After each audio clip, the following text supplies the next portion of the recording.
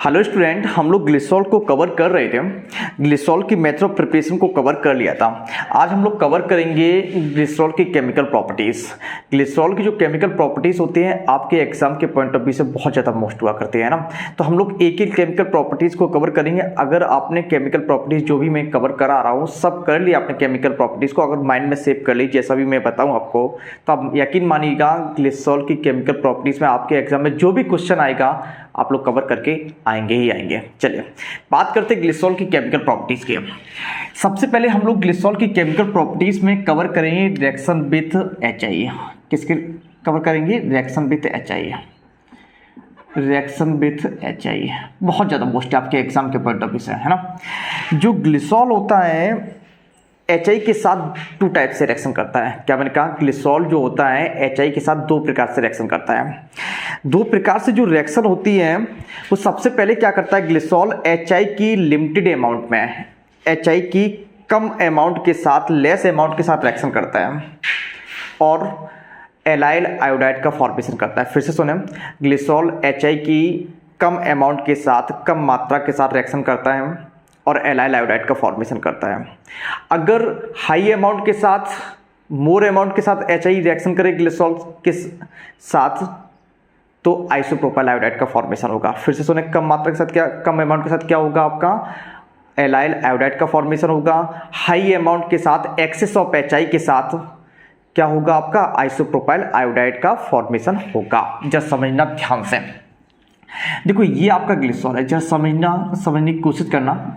बहुत अच्छी रिएक्शन है ये, आपके एग्जाम में बहुत ज़्यादा पूछी जाती है।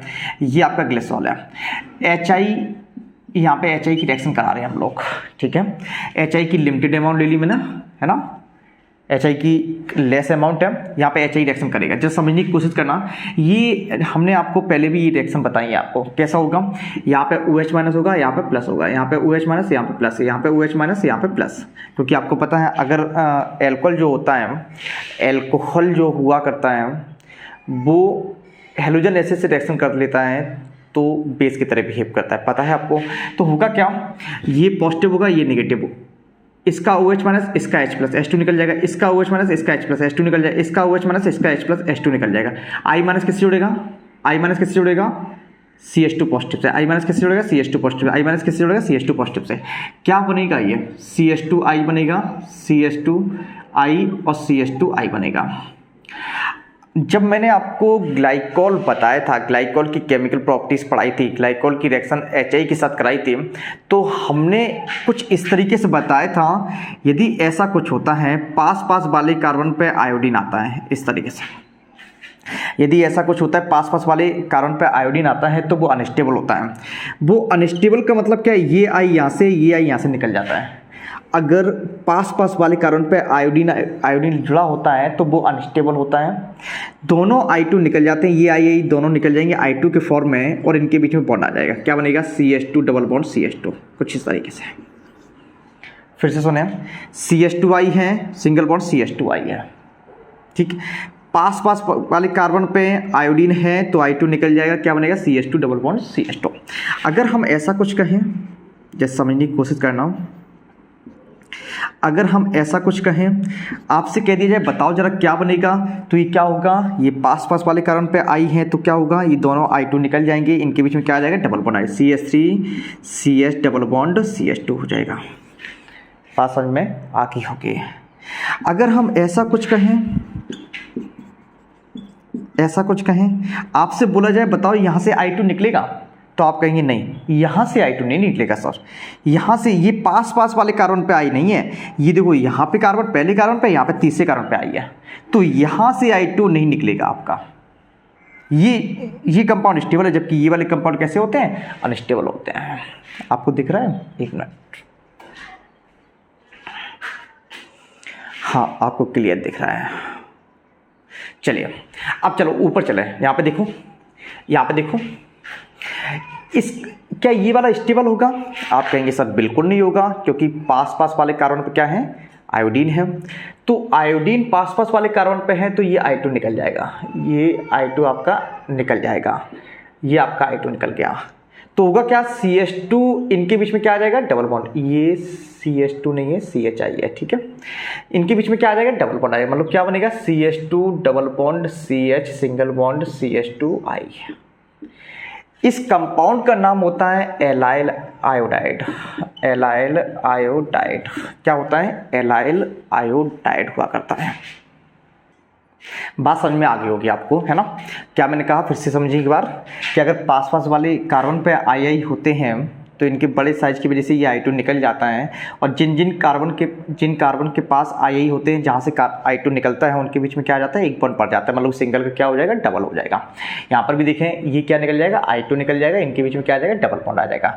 अब यहाँ पे देखें, ये एलाइल आयोडाइड क्यों है, क्योंकि ये allyl carbon, double bonded carbon है, डबल बॉन्ड से सिंगल बॉन्डेड कार्बन को क्या बोला करते हैं, एलाइल कार्बन बोला करते हैं ना, एलाइलिक कार्बन बोला करते हैं। एलाइलिक कार्बन पे अगर I लग जाए तो इसे एलाइल आयोडाइड बोलेंगे, अगर Cl लग जाए इसे एलाइल क्लोराइड बोलेंगे, अगर OH लग जाए तो एलाइल एल्कोहल बोलेंगे उसे।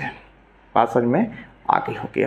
चलिए, ये कब रिएक्शन थी HI की, ये रिएक्शन HI की तब थी जब HI की अमाउंट जो थी वो कम थी। कैसी थी, कम अमाउंट में HI ग्लिसरॉल से रिएक्शन कर रहा था। अगर HI की हाई अमाउंट ले ली जाए, अधिक अमाउंट ले ली जाए, है ना, एक्सेस में HI ले ली जाए, तो होगा क्या, तो दूसरे कंपाउंड का फॉर्मेशन होता है जिसे हम लोग बोला करते हैं आइसोप्रोपाइल आयोडाइड। क्या बोला करते हैं, आइसोप्रोपाइल आयोडाइड का होता है फॉर्मेशन। देखो जरा कैसे, जरा समझने की कोशिश करना आप। दूसरी हम रिएक्शन करते हैं, रिएक्शन विथ HI, यहाँ पे लेस अमाउंट है ना, यहाँ पे लेस अमाउंट है, लेस है, यहाँ पे HI कैसा है, लेस लिख दो आप, यहाँ पे HI कैसा है, लेस है, ठीक। अगर हम ग्लिसरॉल की रिएक्शन HI के साथ कराते हैं, वो भी HI की हाई अमाउंट के साथ, एक्सेस ऑफ HI के साथ, HI की अधिक अमाउंट के साथ, होगा क्या, ये थोड़ी लंबी रिएक्शन है, इसे समझने की कोशिश कीजिएगा अच्छे से हम। अब बताओ जरा, एल्कोहल है और HI है, एल्कोहल है और HI है, जरा समझने की कोशिश करना। यहाँ से OH निकलेगा, यहाँ से OH निकलेगा, और यहाँ से H+ निकलेगा, H2 निकल जाएगा, इसी तरीके ऊपर वाली रिएक्शन हो जाएगी, मतलब क्या बनेगा, जो ऊपर बना है वही बनेगा आपका, ठीक है। अब आप कहेंगे ये भी अनस्टेबल था, तो सर ये भी अनस्टेबल होगा, बिल्कुल होगा अनस्टेबल। क्या निकल जाएगा, ये यहाँ से I2 निकल जाएगा, यहाँ से I2 निकल गया, I2 निकलेगा तो बनेगा क्या, कुछ इस तरीके से बनेगा, बिल्कुल बात सही है। यहाँ तक तो रिएक्शन हो जाती है कम HI की कम अमाउंट के साथ ही, लेस HI के साथ भी यहाँ तक रिएक्शन हो जाती है, क्योंकि HI की अमाउंट जो है ज़्यादा है, एक्सेस में HI है, फिर से HI रिएक्शन करेगा। अब देखो यहाँ से मेन वर्क तो यहाँ से स्टार्ट होता है। अब बॉन्ड ब्रेकिंग करें, देखो यहाँ पे जरा समझिए, यहाँ पे आयोडीन जो होता है, आयोडीन और हाइड्रोजन ये जो होंगे आपके, ये बिल्कुल CH3 ग्रुप मानो, इस बाई बॉन्ड की ब्रेकिंग करना है हम लोगों को, इससे क्या बनना है आपको, आयोडीन को H माने, है ना, तो CH3 बन जाएगा ये। और CH3 एल्काइल ग्रुप होता है, एल्काइल ग्रुप क्या करता है, अपने से दूर की ओर बॉन्ड ब्रेक करवाता है, कैसे, अपने से दूर की ओर पाई बॉन्ड ब्रेक कराता है। यहाँ पे क्या होगा, नेगेटिव, यहाँ पे क्या हो जाएगा, पॉजिटिव हो जाएगा। बात समझ में आ गई आपको।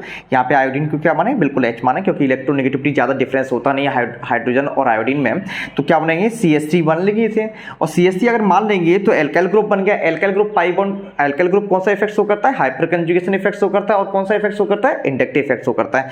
ये जो ग्रुप होगा वो पाई बॉन्ड की ब्रेकिंग अपने से दूर की ओर कराएगा। अगर यहां पे करवाएगा, अगर इधर कराएगा तो इसकी ओर हो जाएगी। पाई बॉन्ड की ब्रेकिंग कैसे होगी, अपने से दूर की, यहां पर नेगेटिव हो जाएगा, यहां पर पॉजिटिव हो जाएगा। HI कैसे ब्रेक होगा, H+I-, है ना, H+ कहां जाएगा, इस नेगेटिव के पास, I- कहां जाएगा, इस पॉजिटिव के पास, मतलब क्या बनेगा, ये बनेगा CH2, H+ यहां पे गया तो CH3 हो जाएगा, ठीक है, और क्या बनेगा, CHI बनेगा, और क्या बनेगा, CH2I बनेगा, ठीक है। अब बताइए जरा, अब ये जो कंपाउंड है क्या ये स्टेबल है, अनस्टेबल है, तो आप कहेंगे सर देखो, कार्बन पास वाले कार्बन पे आयोडीन है तो ये कैसा होगा, अनस्टेबल कंपाउंड होगा। कैसा है ये, अनस्टेबल कंपाउंड है, क्योंकि पास वाले कार्बन पे आयोडीन है। पास वाले कार्बन पे आयोडीन होता है तो कैसा होता है, अनस्टेबल होता है। फिर से ये I2 निकल जाएगा यहाँ से, जब ये I2 निकल जाएगा, यहाँ से यहाँ से I2 निकल जाएगा, इनके बीच में क्या आ जाएगा, एक बॉन्ड और बन जाएगा। मतलब क्या बनेगा आपका CH3 double bond CH single bond CH3। एक मिनट, क्या बनेगा CH3 सिंगल बॉन्ड CH, यहाँ पे क्या बन जाएगा, डबल बॉन्ड बन जाएगा, यहाँ पे क्या बनेगा CH2 बन जाएगा। ठीक है, अब मेरी बात सुने, अब होगा क्या, फिर से HI के साथ रिएक्शन करा दो आप, फिर से HI के साथ रिएक्शन कराएंगे। जब HI के साथ रिएक्शन करें, ये CH3 फिर से है, CH3 क्या करेगा, पाई बॉन्ड को ब्रेक करेगा। पाई बॉन्ड को किधर ब्रेक करेगा, अपने से दूर की ओर बॉन्ड ब्रेक करेगा। यहाँ पे नेगेटिव होगा, यहाँ पर पॉजिटिव होगा, यहाँ पे पॉजिटिव लिख दे रहे हैं हम, यहाँ पे पॉजिटिव होगा, है ना। हम नेगेटिव पॉजिटिव, इस साइन का ही मतलब होता है यहाँ पे नेगेटिव, यहाँ पे पॉजिटिव आना। आप लोग एग्जाम में बॉन्ड तो ब्रेक कर दीजिएगा, नेगेटिव पॉजिटिव को मत लिखिएगा। ठीक है, तो होगा क्या, मैंने आपको समझाने के लिए लिखा है यहाँ पर, होगा क्या, पॉजिटिव नेगेटिव, ये H प्लस कहाँ जाएगा, यहाँ पर नेगेटिव कहाँ जाएगा, आयोडीन कहाँ जाएगा, CH के पास। मतलब क्या बनेगा, CH3 CHI और CH3। ये क्या है आपका, आइसोप्रोपाइल आयोडाइड है। क्या है आपका, आइसोप्रोपाइल आयोडाइड है। ठीक है, देखिए जरा फिर से सुने ध्यान से, ग्लिसरॉल जो होता है HI की हाई अमाउंट के साथ रिएक्शन करता है, HI की अधिक मात्रा के साथ रिएक्शन करता है, एक्सिस अमाउंट में HI रिएक्शन करता है ग्लिसरॉल के साथ, तो क्या फॉर्म हुआ करता है आपका, आइसोप्रोपाइल आयोडाइड का फॉर्मेशन हुआ करता है। ठीक है, सुने ध्यान से, समझें कैसे होती है रिएक्शन। सबसे पहले HI के साथ रिएक्शन होगी, लेस अमाउंट के साथ रिएक्शन होगी, यहाँ तक हो जाती है, क्योंकि हाई अमाउंट HI फिर से रिएक्शन करेगा, ये तो लेस तक हुई है।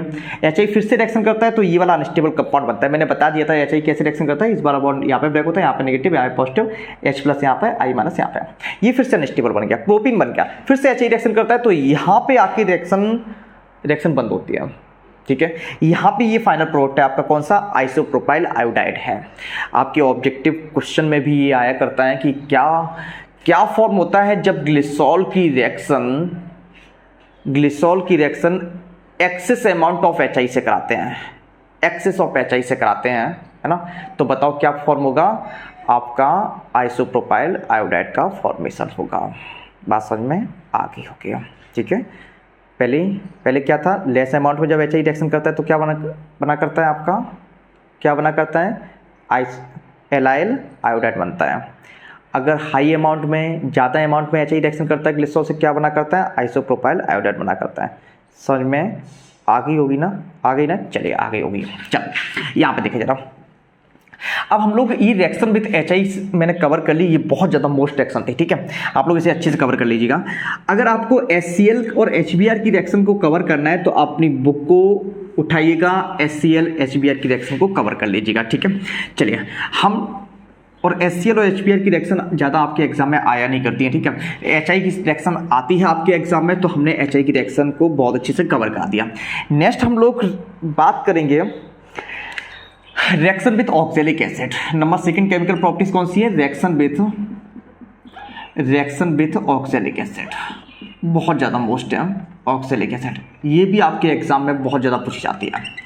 ऑक्जेलिक एसिड का फॉर्मूला क्या होता है, COOH single bond COOH, oxalic acid. अब सुने, ये ऑक्जेलिक एसिड भी ग्लिसरॉल से दो प्रकार से, टू टाइप से रिएक्शन क्या करता है, ग्लिसरॉल से दो प्रकार से रिएक्शन क्या करता है। सबसे पहले यहाँ पे टेम्परेचर वाइज रिएक्शन होती है ऑक्जेलिक एसिड में। ऑक्जेलिक एसिड जो होता है जब ग्लिसरॉल से 110 डिग्री सेंटीग्रेड पर रिएक्शन करता है, क्या मैंने कहा, ग्लिसरॉल से ऑक्जेलिक एसिड 110 डिग्री सेंटीग्रेड या 110 डिग्री सेंटीग्रेड पर रिएक्शन किया करता है, तो फॉर्मिक एसिड का फॉर्मेशन होता है। अगर यही reaction oxalic acid 260 degree centigrade पर 260 डिग्री सेंटीग्रेड पर करने लगे तो आपका एलाइलिक एल्कोहल का फॉर्मेशन होता है, एलाइल एल्कोहल का फॉर्मेशन होता है। मेरी बात समझ में आ गई, क्या मैंने कहा, अगर 110 डिग्री सेंटीग्रेड पर 110 डिग्री सेंटीग्रेड पर रिएक्शन करे तो फॉर्मिक एसिड, अगर 260 डिग्री सेंटीग्रेड पर रिएक्शन करे तो एलाइल एल्कोहल का फॉर्मेशन हो जाया करता है। जरूर रिएक्शन को समझते हैं, ध्यान से समझना। आपको ये पता है, आपने एक रिएक्शन पढ़ी है, एस्टरीफिकेशन प्रोसेस पढ़ी है ना। एस्टरीफिकेशन प्रोसेस में क्या होता है, एल्कोहल और एसिड के बीच में जब भी एस्टरीफिकेशन प्रोसेस होती है तो एसिड से OH निकलता है, एल्कोहल से क्या निकला करता है, H निकलता है। क्या मैंने कहा, एस्टरीफिकेशन प्रोसेस में एल्कोहल से OH, एसिड से एल्कोहल से H, एसिड से OH। फिर से सुने, एल्कोहल से H, एसिड से OH। वो एसिड कौन सा होना चाहिए? ऑक्सी एसिड होना चाहिए। ठीक है, चलिए यहाँ पे देखते हैं, जरा ध्यान से समझिए। देखो जरा, हमने क्या किया, ग्लिसरॉल ले लिया, हमने ये आपका ग्लिसरॉल ले लिया। हम ये रिएक्शन किस टेम्परेचर पर करा रहे हैं? 110 डिग्री सेंटीग्रेड पर। ठीक है, टेम्परेचर याद रखना बहुत ज़्यादा मोस्ट है, क्योंकि 2 टाइप से रिएक्शन करता है, 110 पर और 207 पर। तो हम 110 डिग्री सेंटीग्रेड पर रिएक्शन करा रहे हैं। ठीक है, तो हमने क्या किया, ग्लिसरॉल ले लिया। ग्लिसरॉल की रिएक्शन हम फॉर्मिक एसिड से करा रहे हैं, सॉरी ऑक्जेलिक एसिड से रिएक्शन करा रहे हैं इसके। ठीक है, आपको पता है एस्टरिफिकेशन होगा। एस्टरिफिकेशन में यहाँ से OH, यहाँ से H रिमूव हो जाता है, यहाँ से OH, यहाँ से H रिमूव हो जाता है। आपको पता है एस्टरिफिकेशन प्रोसेस में कहाँ से OH निकलता है? एसिड से OH। तो एसिड से मैंने OH निकाल लिया, एल्कोहल से H निकाल लिया।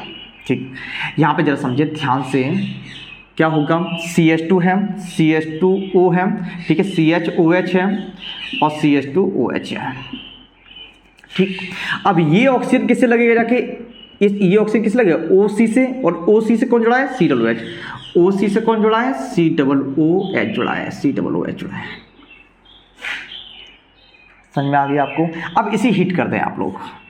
इसे जब हम हीट करते हैं तो ये CO2 रिमूव हो जाता है, ये वाला पोर्शन रिमूव, CO2 रिमूव हो जाता है, ये CO2 रिमूव हो जाता है। तो जब CO2 रिमूव हो जाएगा तो COOH किससे लग जाएगा? क्या जाएगा? CH2 से। मतलब क्या बनेगा? CH2, COOH और CHOH और CH2OH, इस तरीके से फॉर्मेशन हो जाएगा। ठीक है, चलिए अब आगे हम लोग इसका हाइड्रोलिसिस करते हैं। जब हम इसका हाइड्रोलिसिस करते हैं तो बॉन्ड यहाँ से ब्रेक होता है, यहाँ पर नेगेटिव आ जाएगा, यहाँ पर पॉजिटिव आ जाएगा, क्योंकि ये क्या करता है? इलेक्ट्रॉन को डोनेट करता है इस कार्बन से। तो यहाँ पर नेगेटिव होगा, यहाँ पर पॉजिटिव होगा। बात समझ में आ गई? यहाँ पे नेगेटिव, यहाँ पर पॉजिटिव। जैसे ही हम लोग क्या करेंगे, हाइड्रोलिसिस करेंगे, तो ये किस पे ब्रेक होगा? H+ और OH-। बताओ OH- कहाँ जाएगा? कार्बन के पास। H+ कहाँ जाएगा? इसके पास, COOH- के पास। बनेगा क्या? कुछ इस तरीके से फॉर्मेशन हो जाएगा, कुछ इस तरीके से फॉर्मेशन, जैसे समझिए CH2OH, CHOH, देखो OH- यहाँ पर लग गया, CH2OH, CHOH और CH2OH, ये आपका ग्लिसरॉल का फॉर्मेशन हो गया। उसके बाद और क्या फॉर्मेशन होगा? H+ यहाँ पे लग जाएगा, क्या फॉर्मेशन होगा? HCOOH का फॉर्मेशन होगा। क्या है ये? फॉर्मिक एसिड है। क्या है? फॉर्मिक एसिड है, ये आपका फॉर्मिक एसिड है। मैंने यही तो बताया था आपको, अगर ग्लिसरॉल ऑक्जेलिक एसिड से 110 डिग्री सेंटीग्रेड पर रिएक्शन करता है तो किसका फॉर्मेशन होता है? आपका फॉर्मिक एसिड का फॉर्मेशन हो जाया करता है। चलिए अब हम रिएक्शन फिर से समझ लें, एक बार फिर से समझ लें इस रिएक्शन को, बड़ी रिएक्शन है। ग्लिसरॉल लिया मैंने, ऑक्जेलिक एसिड ले लिया, ये ऑक्जेलिक एसिड है, इस तरीके से लिख दिया। एस्टरिफिकेशन प्रोसेस करा दी। इस एस्टरिफिकेशन प्रोसेस में 110 डिग्री सेंटीग्रेड पर जब एक्शन करता है ऑक्जेलिक एसिड ग्लिसरॉल, तो एस्टरिफिकेशन प्रोसेस में एक COOH पार्टिसिपेट करता है, एक OH पार्टिसिपेट करता है। इतना याद रखना आप, क्या मैंने कहा? एक COOH और एक OH पार्टिसिपेट करेगा इस एस्टरिफिकेशन प्रोसेस में। तो आपका ये वाला कंपाउंड बनता है। जैसे ही ये वाला कंपाउंड बना, इसे जैसे ही हीट करते हैं तो इस तरीके के कंपाउंड का फॉर्मेशन होता है, और जैसे ही हम इसका हाइड्रोलिसिस करते हैं तो आपका फाइनल प्रोडक्ट बनता है। फाइनल प्रोडक्ट कौन सा है? आपका फॉर्मिक एसिड है और एंड आपका ग्लिसरॉल है। देखो ग्लिसरॉल से ही रिएक्शन कराई थी, ग्लिसरॉल ही बन गया, लेकिन जो ऑक्जेलिक एसिड था वो किस में चेंज हो गया? आपका फॉर्मिक एसिड में चेंज हो जाएगा। बात समझ में आ गई होगी। चलिए नेक्स्ट हम लोग बात करेंगे यही रिएक्शन की, अगर ग्लिसरॉल जो है ऑक्जेलिक एसिड से 260 डिग्री सेंटीग्रेड पर रिएक्शन करेगा। क्या मैंने कहा? ग्लिसरॉल जो है 260 डिग्री सेंटीग्रेड पर, 260 डिग्री सेंटीग्रेड पर ऑक्जेलिक एसिड से रिएक्शन करता है। तो बताओ जरा मैंने क्या बताया था। अब हम लोग कवर करेंगे ग्लिसरॉल की रिएक्शन ऑक्जेलिक एसिड से 260 डिग्री सेंटीग्रेड पर क्या होती है। मैंने आपको स्टार्टिंग में क्या बताया था? ग्लिसरॉल जो होता है 110 डिग्री सेंटीग्रेड पर ऑक्जेलिक एसिड से रिएक्शन करता है, तो क्या फॉर्म करता है? 110 डिग्री सेंटीग्रेड पर ऑक्जेलिक एसिड से रिएक्शन करता है, क्या फॉर्मेशन होता है? फॉर्मिक एसिड का फॉर्मेशन होता है। अगर यही रिएक्शन ग्लिसरॉल जो होता है ऑक्जेलिक एसिड से 260 डिग्री सेंटीग्रेड पर रिएक्शन करने लगे तो आपका एलाइल अल्कोहल का फॉर्मेशन होगा। जस्ट समझने की कोशिश करना। देखो मैंने आपको ऊपर जो रिएक्शन में बताया था, मैंने आपको बताया था अगर ग्लिसरॉल जो होता है 110 डिग्री सेंटीग्रेड पर रिएक्शन करता है तो ऑक्जेलिक एसिड का एक COOH ग्रुप जो होता है एस्टिफिकेशन प्रोसेस में पार्टिसिपेट करता है। क्या मैंने कहा, ऑक्जेलिक एसिड का एक COOH, देखो एक COOH ग्रुप एस्टिफिकेशन पार्टिसिपेट कर रहा है। एस्टिफिकेशन क्या होता है, SSOH एल्को से H। इसी तरीके से जब हम यहाँ पर करते हैं एस्टिफिकेशन एक 260 डिग्री सेंटीग्रेड पर, तो दोनों COOH ग्रुप एस्टिफिकेशन पार्टिसिपेट कर जाते हैं। क्या मैंने कहा, दोनों COOH ग्रुप जो होते हैं एस्टिफिकेशन में पार्टिसिपेट कर जाते हैं। कैसे, जरा समझिए, यहाँ से OH, यहाँ से H, यहाँ से OH, यहाँ से H, एस्टिफिकेशन आपको पता है, ठीक है। अब ये जो ऑक्सीजन कार्बन है, ये वाला ऑक्सीजन किससे जुड़ेगा, इस वाले ऑक्सीजन से, ये वाला ऑक्सीजन किससे जुड़ेगा, इस वाले ऑक्सीजन से। मतलब क्या फॉर्मेशन होगा, जरा समझिए ध्यान से, मतलब कुछ इस तरीके से फॉर्मेशन होगा, ऐसे। ये वाला ऑक्सीजन किससे जुड़ेगा, इस वाले ऑक्सीजन से, है ना, ऐसे सी, उसका CH2 क्या जुड़ा है, CH O, ये वाला ऑक्सीजन किससे जुड़ेगा, इससे OC, है ना। उसके बाद CH2OH, CH2OH, ठीक है। अब मेरी बात समझने की कोशिश करना आप, जैसे ही हम लोग को ये जो ऊपर भी एस्टिफिकेशन कराया था और जैसे ही हीट किया था तो CO2 रिमूव हुआ था। अब यहाँ पर जैसे ही हम लोग हीट करेंगे तो ये CO2 रिमूव होगा, ये वाला CO2 रिमूव हो जाएगा और यहाँ पे ये वाला CO2 रिमूव हो जाएगा, ठीक है। ये CO2 रिमूव हो गया, ये वाला CO2 रिमूव हो गया, तो होगा क्या, CH2 CH के बीच में डबल बॉन्ड आ जाएगा, CH2 CH के बीच में क्या आ जाएगा, डबल बॉन्ड आ जाएगा, CH2 double bond CH single bond CH2OH हो जाएगा आपका। ये जो है कंपाउंड, इसे क्या बोलेंगे हम लोग, एलाइल एल्कोहल बोलेंगे। क्या बोलेंगे, एलाइल एल्कोहल बोलेंगे। बात समझ में आ रही है, दिख रहा है आपको, हाँ दिख रहा है आपको, जस्ट समझने की कोशिश करना। यहाँ पे देखिए जरा, फिर 260 डिग्री सेंटीग्रेड पे क्या होगा, टेम्परेचर इंक्रीज कर दिया तो एस्टिफिकेशन भी इंक्रीज हो जाएगा आपका, है ना। तो यहाँ पे क्या समझेंगे, COOH दोनों कार्बोक्सिलिक एसिड के ग्रुप एस्टिफिकेशन में पार्टिसिपेट कर जाएंगे। यहाँ से OH, यहाँ से H, यहाँ से OH, यहाँ से H, तो CH2O किससे लगेगा, OC से, CHO किससे लगेगा, OC से। तो ये वाला कंपाउंड का फॉर्मेशन, जैसे ही हम लोग इसे हीट करेंगे तो CO2 यहाँ से रिमूव हो जाएगा, CO2 यहाँ से रिमूव हो जाएगा। तो जब CO2 रिमूव हो गया, कितने CO2 मॉलिक्यूल रिमूव हो गए, 2 CO2 मॉलिक्यूल रिमूव हो गए, ठीक है। उसके बाद क्या होगा, CH यहां से बॉन्ड ब्रेक हुआ, देखो इस कार्बन का बॉन्ड ब्रेक हुआ, इस कार्बन का ये वाले बॉन्ड ब्रेक हुए, तभी तो CO2 निकला। तो इनके बीच में क्या आ जाएगा, बॉन्ड आ जाएगा, इनके बीच में बॉन्ड आ गया, इसे क्या बोलेंगे हम लोग, एलाइल एल्कोहल बोलेंगे। बात समझ में आ गई आपको, ठीक। नेक्स्ट हम लोग केमिकल प्रॉपर्टीज कवर करते हैं। ये केमिकल जो प्रॉपर्टीज हैं, ये जितनी भी केमिकल प्रॉपर्टीज हैं, ये बहुत ज़्यादा मोस्ट है, आपके एग्जाम में जरूर मिलेंगी यहाँ से, है ना। चलिए हम लोग इसे मिटाते हैं। आप लोग क्या कीजिए, वीडियो को रोकिए और अगर नोट्स बनाने तो नोट्स बना लीजिए। हम नेक्स्ट जो आपकी केमिकल प्रॉपर्टीज है वो है आपकी HNO3 से, रिएक्शन विद HNO3। किससे, रिएक्शन विद HNO3। आपकी तीसरी जो केमिकल प्रॉपर्टीज है reaction with HNO3, reaction with HNO3, ये भी बहुत ज़्यादा मोस्ट रिएक्शन है। देखो जरा, ये आपका ग्लिसरॉल है, ये ग्लिसरॉल है आपका। जब हम ग्लिसरॉल की HNO3 के साथ रिएक्शन कराते हैं, आपको पता है HNO3 भी क्या है, आपका ऑक्सी एसिड है, क्या करेगा, एस्टिफिकेशन करेगा। क्या करेगा, आपका एस्टिफिकेशन करेगा। एस्टिफिकेशन क्या होता है, SSOH एल्कोहल से H। चलिए, जैसे ही हम लोग, कितने OH ग्रुप है यहाँ पर, 3 OH ग्रुप है, कितने HNO3 का यूज होगा, 3 HNO3 का यूज होगा। इस तरीके से 3 HNO3 का यूज हो जाएगा। जब 3 HNO3 का यूज हो जाएगा, कहाँ से OH जाएगा, SSOH एल्कोहल से H, SSOH एल्कोहल से H, SSOH एल्कोहल से H। एस्टिफिकेशन प्रोसेस है ना, तो क्या निकल जाएगा, H2 निकल गया आपका, ठीक है। जब H2 निकल गया तो बताओ NO2 कहाँ जुड़ जाएगा, इस ऑक्सीजन से। NO2 कहाँ जुड़ेगा, इस ऑक्सीजन से। NO2 कहाँ जुड़ेगा, इस ऑक्सीजन से। क्या बनेगा, CH2O NO2, उसके बाद CHO NO2, उसके बाद क्या होगा, CH2O NO2, है ना। H2 निकल गया आपका। ग्लिसरॉल में नाइट्रेट जुड़ गया तो इसका नाम क्या होगा, glycerol trinitrate, glycerol trinitrate, glycerol trinitrate, ठीक है। ये एक्सप्लोसिव हुआ करता है, विस्फोटक सब्सटेंस हुआ करता है, एक्सप्लोसिव हुआ करता है आपका। बात समझ में आ गई ओके है ना। ऐसी रिएक्शन मैंने ग्लाइकोल में भी कवर कराई थी, एल्कोहल में भी कवर कराई है, एस्टिफिकेशन बहुत बार पढ़ाया है। फिर से एक बार समझिए, एस्टिफिकेशन प्रोसेस में क्या होता है, ग्लिसरॉल का एच निकलता है, HO3 से OH निकलता है और क्या बनता है आपका ग्लिसरॉल ट्राइनाइट्रेट का फॉर्मेशन हो जाया करता है। अब हम लोग नेक्स्ट रिएक्शन को कवर करेंगे dehydration of glycerol.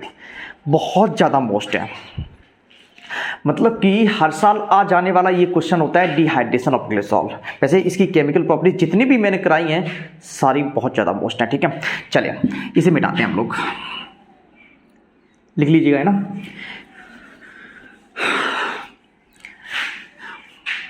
Dehydration of glycerol, चौथी केमिकल प्रॉपर्टीज कौन सी है, dehydration of glycerol. Dehydration of glycerol,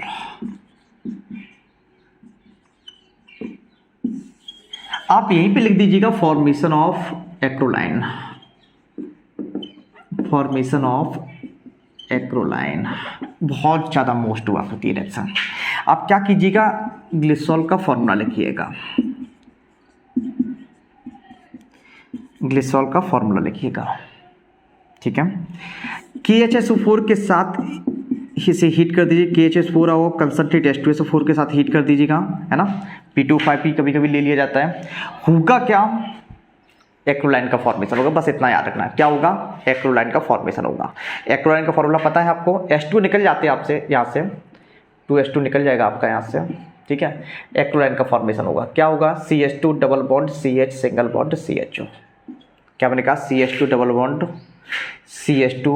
bond CH single bond CHO। इसकी मैकेनिज्म नहीं आती है तो आप लोग डायरेक्टली आप लोग याद रखेंगे, ठीक है। मैकेनिज्म कभी नहीं पूछी जाएगी आपसे एग्जाम, ना ही आपके सिलेबस में है मैकेनिज्म, तो आपको डायरेक्टली याद रखना है। ग्लिसरॉल का जब हम डिहाइड्रेशन करते हैं तो एक्रोलाइन का फॉर्मेशन होता है। क्या फार्मूला होता है, CH2 double bond CH double bond CH single bond CHO। याद नहीं हुआ, नहीं हुआ, क्या होता है, ग्लिसरॉल का डिहाइड्रेशन करते हैं, क्या फॉर्मेशन होता है, एक्रोलाइन का फॉर्मेशन होता है। क्या फार्मूला है, CH2 double bond CH single bond CHO। याद हो गया होगा, एक्रोलाइन का फॉर्मेशन होता है, ठीक है। आप लोग क्या कीजिएगा, मैंने आपको जो 4 केमिकल प्रॉपर्टीज कवर कराई हैं जो आपके एग्जाम के पॉइंट ऑफ व्यू से बहुत ज़्यादा मोस्ट है। आप लोग क्या कीजिएगा, आपकी बुक में जितनी भी केमिकल प्रॉपर्टीज हों ग्लिसरॉल की आप पढ़िएगा, वो ईजिली समझ में आ जाएंगी। अगर ना आए तो आप मुझे बता दीजिएगा, मैं आपको समझा दूंगा, ठीक है। नेक्स्ट लेक्चर में हम लोग इसे कवर कर लेंगे। और दूसरी बात है, बस ये 4 केमिकल प्रॉपर्टीज़ ऐसी होती हैं जो आपके एग्जाम में ज़्यादा आती हैं, अदरवाइज़ कोई भी केमिकल प्रॉपर्टीज़ ऐसी नहीं है जो आती हो आपके एग्जाम में, बस यहीं से आना होता है, ठीक है। चलिए मिलते हैं नेक्स्ट लेक्चर में, तब तक ये पढ़ते रहिए बहुत अच्छे से। चलिए।